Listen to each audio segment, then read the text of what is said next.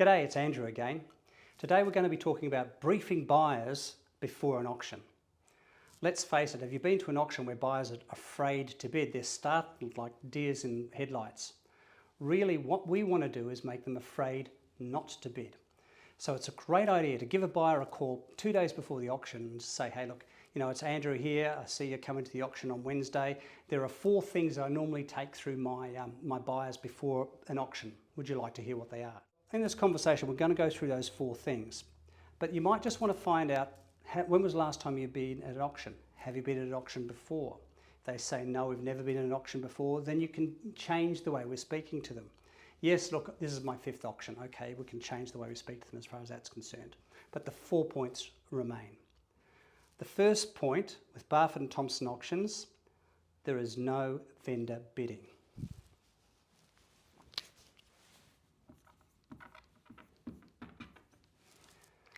Now that's really important. There's no vendor bidding at a Barfoot and Thompson auction. Especially if someone's bidding on the phone, it's important that they know there's no vendor bidding. What vendor bidding means is that any bids against them may be from a vendor or maybe from a buyer. Now obviously if there is vendor bidding, which is allowed in other companies, it has to be declared. But when your heart's going 100 miles an hour, well, I'm going to bid, is that a real bid or a vendor bid? Or if you're on the phone bidding, you might hesitate. We don't want any hesitation. So we can say, look, at a Barfoot and Thompson auction, there is no vendor bidding. So any bid that gets called against you is a real bid from a real buyer. It will not be a vendor bid, so you don't need to hesitate. So point number 1, no vendor bidding. Point number 2, this might seem obvious.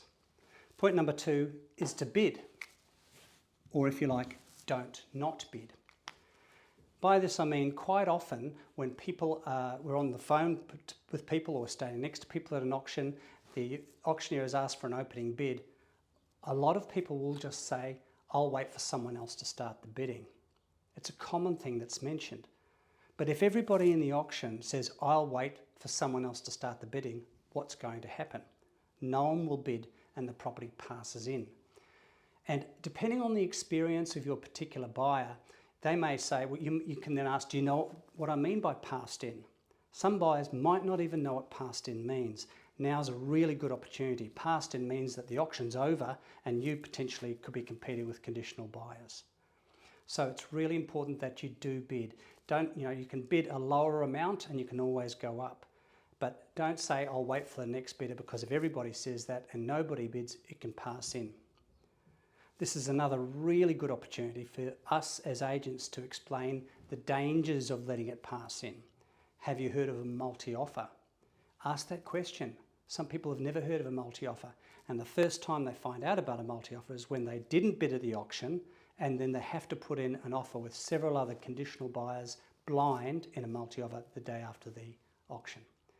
So the second point is make sure you do bid. Don't necessarily wait for someone else. It's important that you bid, because if nobody bids, it could pass in and you could be in a multi-offer. The third point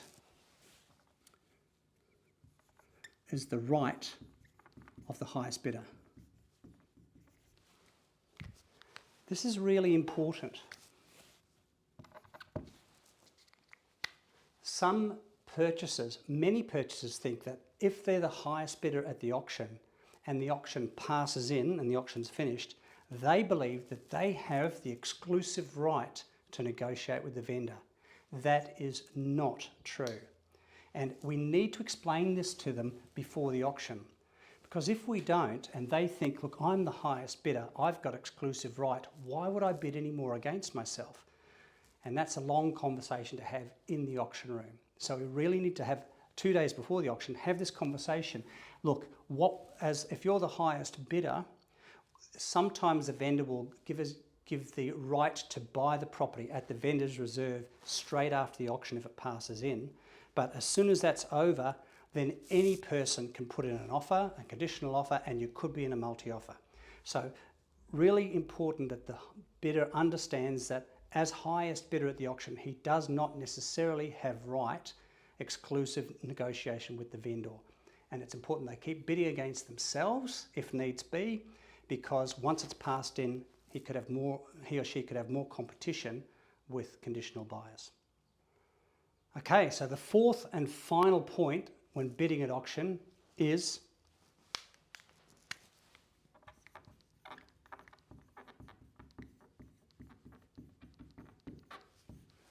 to bid aggressively.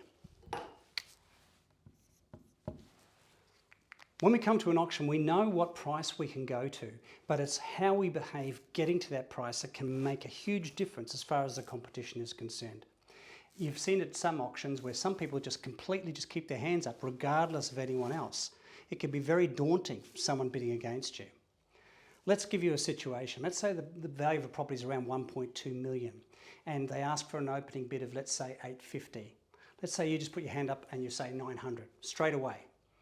Someone bids against you 910, you go 950, 960, 1 million, 1,020,000, 1,050,000, 1,060,000, 1,070,000. You come back straight away. It looks like regardless of what someone else is going to do against you, you're buying the property. Very important, so you know you've got a limit. Now the fact is your limit might be, a million, 1.1 million. They may have another $20,000, $30,000. But because of the way that you've acted up until that point can make a big difference. You come back every single time. You're not going to be paying more for the property than you can afford. You've obviously got confidence in the value because there's no vendor bidding and there are real bids against you. But the way you've acted can discourage someone from bidding against you. When you start to slow down and hesitate to bid, then someone with a bit more money gets the confidence to go, they're running out of money, I'm going to keep going.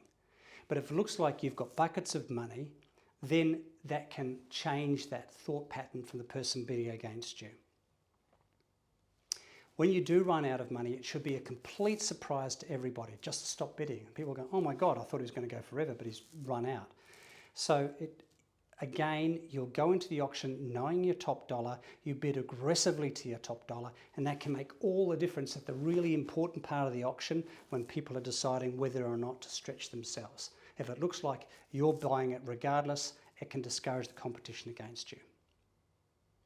So there are 4 points that you should be briefing your buyers a couple of days before the auction so they've got time to sleep on it, to think about it, to ring you back. And when they come into the auction room, instead of being afraid to bid, they're afraid not to bid. Number 1, Barfoot & Thompson auction. No vendor bidding. Have confidence in the value. Any bid against you is a real bid. Don't hesitate. Number 2, bid. It's important that you bid because if you wait for someone else and someone else is waiting for you, nobody bids. It could pass in. You could be in a multi-offer. 3, write's the highest bidder. If you let the property pass into you, you're not at your top dollar, you've let it pass in, you do not get exclusive right to negotiate. You may get the exclusive right to buy it at reserve, or you may not, but you definitely don't get exclusive right to negotiate.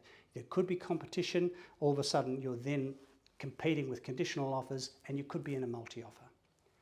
And finally, your behaviour in the auction room after thinking about it for a couple of days, you know the number you're going for, go hard for that number and it should be a complete surprise when you've run out. That's going to put you in the very best stead to buy this property under the hammer.